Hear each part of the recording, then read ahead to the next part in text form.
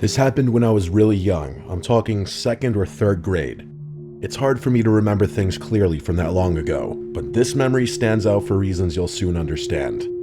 It was a school day, and it had been raining cats and dogs all day. After picking me up from school, my parents left the house for some upscale events. I can't remember if it was a fundraiser or a dinner party or something else entirely. Either way, they were supposed to come back home that night, but while they were gone, the storm picked up like crazy, and it became unsafe to drive long distances. So instead of driving back home, they reluctantly decided to spend the night at one of their friends' houses who lived much closer to where the event was. I remember them calling me on the house phone and repeatedly apologizing for leaving me there by myself, even though I insisted that I wasn't even hungry and I'd be fine. My mom gave me a list of things to do before bed. Lock all the doors and windows, keep at least one house light on, make sure all the blinds were closed, typical stuff. At the time, I didn't understand why they were making such a big deal about everything. I wasn't quite old enough to realize how important it was to not leave kids my age home alone. In fact, I was actually kind of excited to have the place to myself. It meant unlimited candy and no bedtime. I obviously didn't have a TV or any kind of screen in my room, so I stayed downstairs in the living room watching TV on the couch. I told myself I'd do all that stuff my mom had requested right before going to sleep, since I was planning on staying up all night anyway. But at some point later in the night, the sugar crash got to me and I accidentally fell asleep. No surprise there. I don't remember exactly what time I ended up waking up, but it was late enough for the TV to have gone into sleep mode, so 3 hours minimum. I distinctly remember being much colder when I woke up.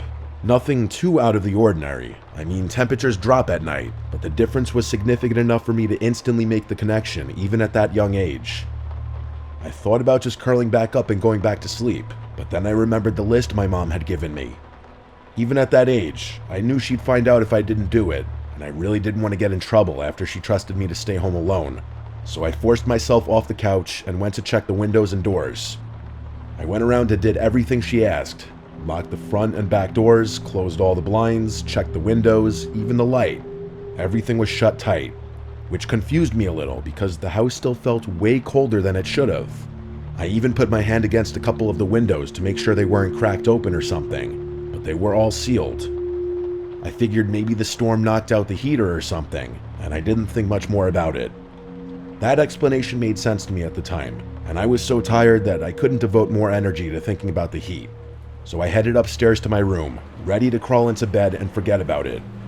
When I got to my room, I finally realized just how bad the storm had gotten. Our living room is tucked into the center of the house, so I hadn't really been able to appreciate the storm from down there. My childhood bedroom has a big external window though, so I could hear everything. The rain was slamming against the glass like it was trying to get in, and every minute or so there was a burst of lightning followed by a deafening clash of thunder. I wasn't scared of storms at that age, but I do remember being concerned that a tree was going to fall on the house. That's probably why I had trouble falling back asleep, even though I had been dead tired not even 20 minutes prior. As I was lying there, trying to fall asleep, I started picking up on these odd sounds. Every so often, there were these weird creaking sounds, like shifting wood. Thing is, the entire floor is carpeted, so it couldn't have been coming from my room. At first, I thought it was a tree swaying in the wind, but the sound didn't quite fit. Even then, I knew the general sounds associated with thunderstorms. This definitely wasn't one of them.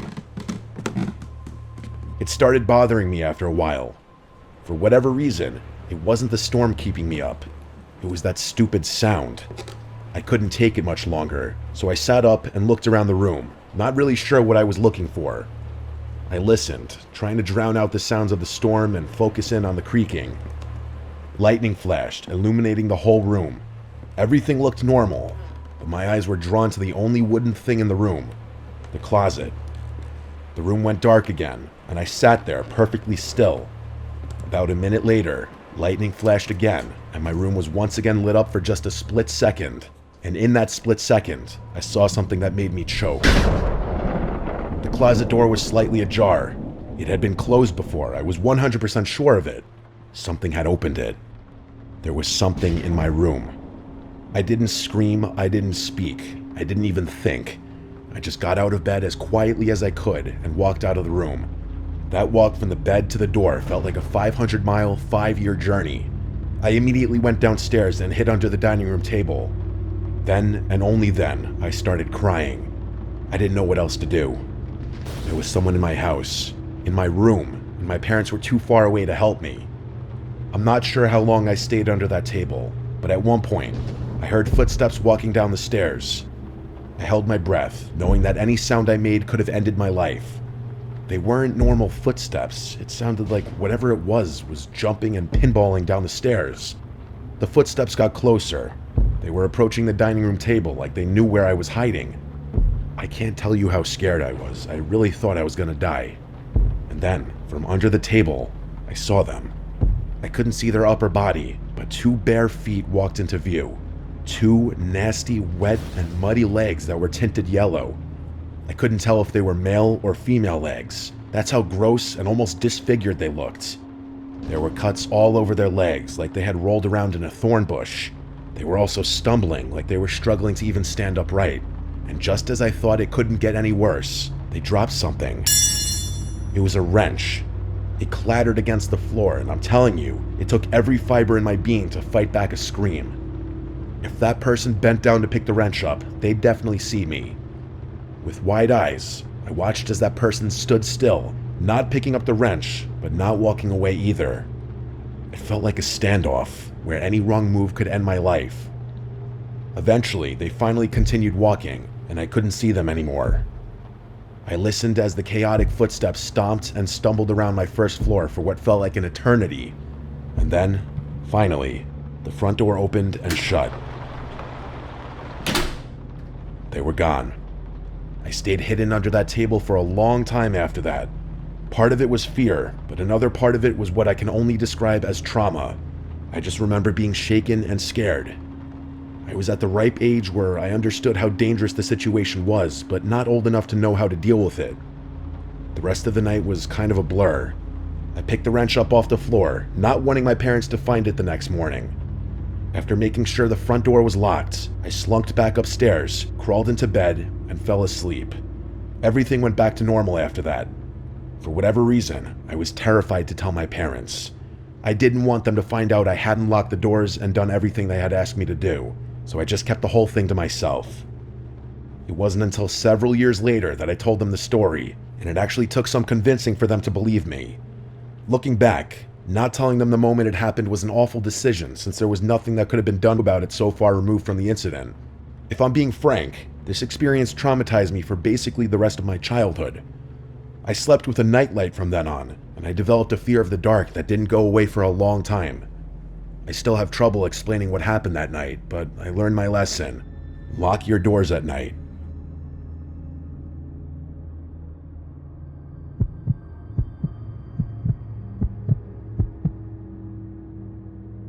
I'm an only child and live with my mom and dad in a decently sized home. It's a little big for just the three of us, but my parents' running joke is that it was never their intention to have only one kid. They just never got around to having more. Anyway, I was 15 when this happened. It was a rainy Saturday night sometime in May. I can't remember exactly when this happened, but I do remember that it was during one of the last weekends before summer started up. There's one last thing I have to mention. I have a lot of weird medical conditions that make my life difficult. I get frequent panic attacks, faint easily, and struggle breathing at times. I'm also one of those weird people who needs complete and total silence to fall asleep. Like, even a small fan is enough to keep me awake. I've mostly learned how to deal with it, but sleepovers and vacations are still unbearable. People always tell me they love the sound of rain and that it helps them fall asleep, but it does the exact opposite for me. It doesn't rain often where I'm from, but every now and then we get these insane downpours that keep me up all night. To be fair, it wasn't a full-on thunderstorm, but it was raining heavily enough to keep me up. No matter what I tried, I couldn't block out the sound of raindrops pattering against the roof. It was late, sometime well after midnight, when I faced the reality that I wasn't going to sleep anytime soon. So I got out of bed and thought about ways I could expend some energy. Eventually, I decided to go for a little walk in the rain. This wasn't the first time I had done that. Walking in the rain was actually something my parents encouraged me to do when I couldn't sleep. We live in a very safe residential area, and there's a huge public park that borders my house, so being out late isn't dangerous at all. Plus, the park is very well lit, which is another one of the reasons I've always felt so comfortable walking there late at night. I put on a rain jacket, quietly walked downstairs, and stepped outside without even bothering to bring an umbrella. I purposely didn't bring my phone because I knew myself well enough that a phone screen was only going to keep me up. It was oddly peaceful outside. I've always been one for nature, and seeing all the trees gently swaying in the wind with the raindrops screaming down their branches was exactly what I wanted. After about 20 minutes, I started to feel myself getting tired, which was a good thing. I turned around and started walking back towards my house, figuring I'd be able to fall asleep by the time I got back. As I was cutting through the park, I glanced toward the road and saw something strange. There was a long black object lying flat in the middle of the street. At first, I thought it was an oddly shaped garbage bag or something like that, but the more I looked at it, the more I realized what it was. It was a person just lying there in the middle of the street. They were face down too from the looks of it. I felt a sick feeling bubbling up in my stomach. The only thought bouncing around my brain was the likely possibility that they had been hit by a car and were injured. Or worse. There was no other logical reason why someone would be lying motionlessly in the street, especially while it was raining. As much as my gut told me to just keep my head down and continue walking, I felt like I had to do something. My parents raised me a certain way. If I see a person in need, I have to help them. So against my instincts, I started approaching the person in the street. As I got closer, I was able to make out what they were wearing. Black pants and a dark plaid shirt. Definitely not the type of attire someone would wear during heavy rain. Judging by the clothing, it was a man, but that's what I had already assumed. I'm not sure if it was the gravity of the situation or something else, but as I was walking toward the street, I realized for the first time that night how cold I was. Like the rain was lukewarm one second and ice cold the next, if that even makes any sense. As I was closing in on the road, a screech rang out from somewhere behind me. Instinct took over and I whipped my head around, adrenaline flooding my veins. It sounded like a howl, but slightly off. Like a wounded animal, that's the only way I can describe it. A quick scan of the tree line revealed nothing. The sound must have come from deeper in the park, meaning there was no imminent danger. Still, the sheer strangeness of it all had my heart racing. I had never heard anything like it before, and the lack of an explanation was what triggered that feeling of pure fear. But that feeling was about to get 1,000 times worse, because when I turned back around and faced the street, that person wasn't lying down anymore. They were sitting perfectly upright, staring at me. In that moment, everything started fading and my vision narrowed. The only thing keeping me from passing out right there was the muffled sound of 1,000 raindrops pattering all around me. Before I could react, that person stood up and started sprinting towards me with a demonic smile on his face. And what's worse, he was holding what looked like a kitchen knife. Up until that moment, I didn't know what it meant to truly fear for your life. I snapped out of my haze and ran as fast as I could in the opposite direction. As soon as I started running, I heard him yell, "I'll kill you," at the top of his lungs. The wet grass made it impossible to run at full speed, but my one saving grace was that whoever was chasing me would have to deal with the same thing. I didn't want to lead him to my house, so I ran towards the trees, hoping I could lose him in the park. That's where the screech had just come from, I know, but I didn't have another choice. I didn't look back once, I just ran like my life depended on it. And considering how insanely cracked out that guy looked, I think my life actually did depend on it. I ran towards the densest part of the park, hoping I'd be able to hide in there before he caught up to me. I didn't even know if he was still chasing me, but I didn't care. Part of me felt like if I stopped running, the fear would catch up to me and I'd pass out immediately. I made it into the woods, and right when I was about to throw up from exhaustion, I ducked behind a tree and tried to catch my breath. I looked behind me, and there was no one. Or at least no one I could see. The only thought on my mind at that point was how in the world I was going to get home safely. I didn't feel comfortable moving, so I just waited there. I must have waited at least 20 minutes before finally stepping out from behind that tree. I took the long way home, around the backside of the park and through this other section that spit me out a few streets away from my house. No one followed me. I finally made it home and collapsed on my bed, drenched and basically traumatized. I never got an answer for anything that happened that night. That howl is honestly what confuses me the most. I have a hard time believing it was somehow related to the man that tried to attack me, but it's just too coincidental. I think what happened is that guy heard the screech too, looked up, saw me, and then did whatever he did for whatever reason. As for his motivation, I have no idea. There's just crazy people out there. Maybe he was on drugs or something. I know it's not a real explanation, but I can't think of a better one. I still live in the same house today, and even though several years have gone by, it's hard not to think about this experience every so often.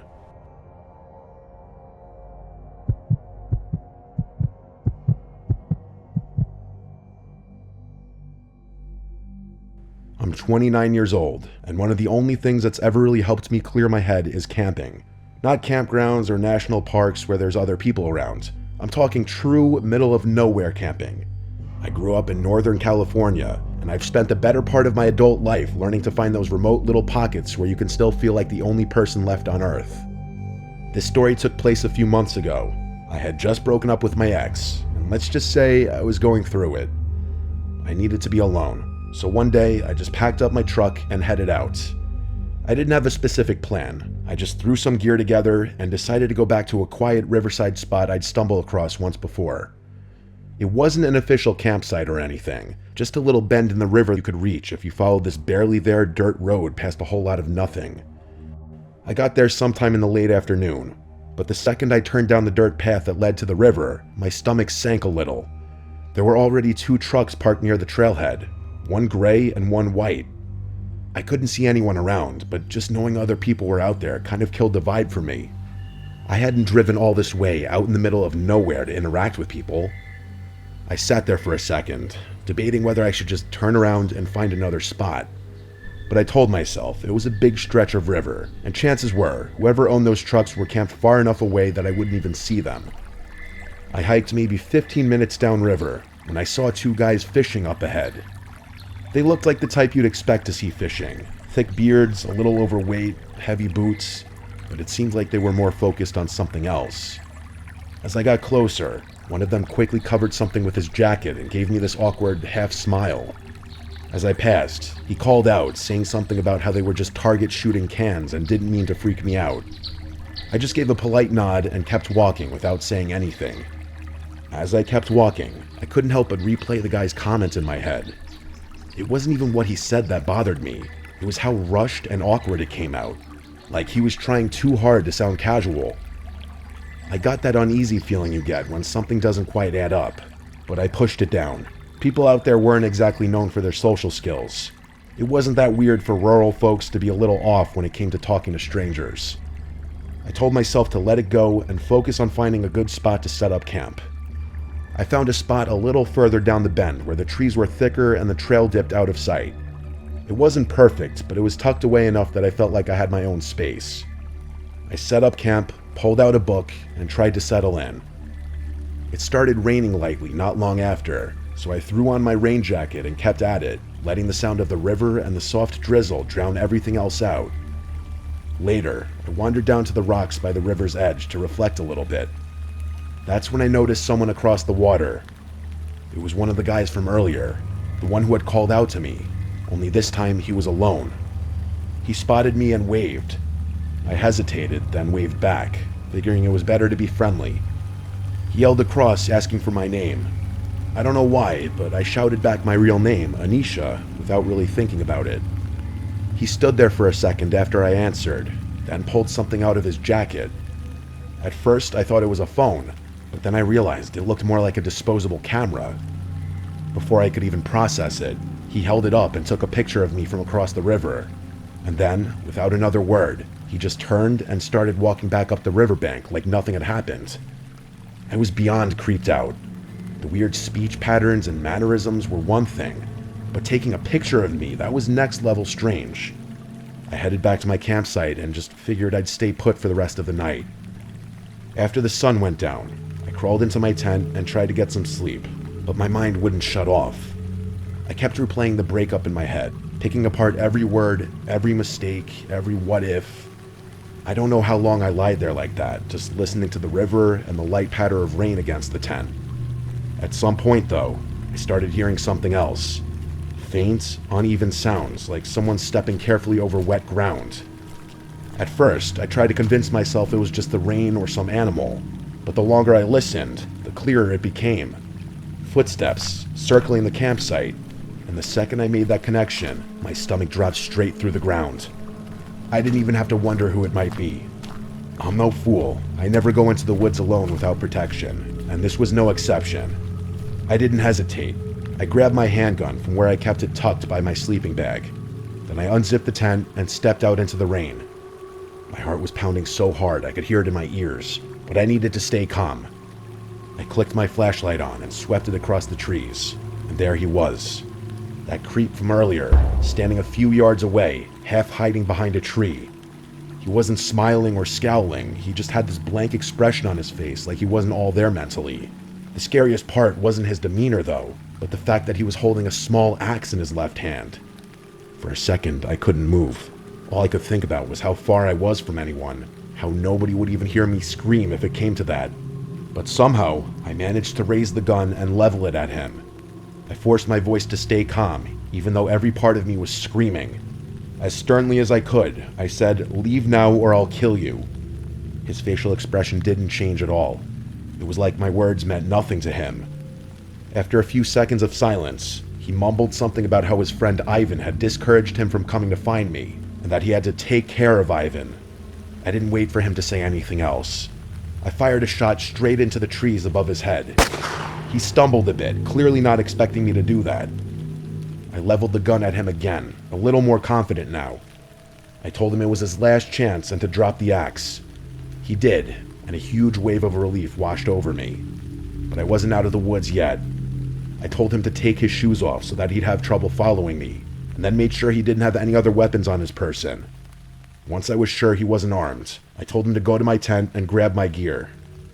I watched him like a hawk as he fumbled with my stuff, forcing him to toss it all out into the open where I could see it. I packed the essentials as fast as I could, never letting him out of my sight. I jammed the axe into my backpack and made sure I wasn't forgetting anything. I'd have to leave the tent behind, but that was a small price to pay for staying alive. I then grabbed his shoes and threw them as far as I could into the darkness, and I told him to walk in the opposite direction. I kept the light on him the whole time, and the moment he walked far enough out of sight, I turned and started hiking back up the river as fast as I could. That was the scariest part of the whole encounter, stumbling through the pitch-black forest in the rain with a potential murderer behind me. I wasn't sure if he was following me, but I didn't care. I just kept going, trying to use the flashlight as minimally as possible. Both pickup trucks were still in the pullout when I finally made it back to my car. I didn't stop though. I threw everything in and sped out of there. When I got cell service back, I called the police and reported the whole incident, describing my location as best as I could. A few months have passed since then, and I'm not sure if anything ever came of it, but I'm not going out of my way to find out. What still scares me most about the whole thing is that comment he made about his friend Ivan, that he quote-unquote took care of him. I really don't want to think about what that means, but there's only so many explanations. I'm just glad I was armed. I could have easily lost my life that night if I hadn't been.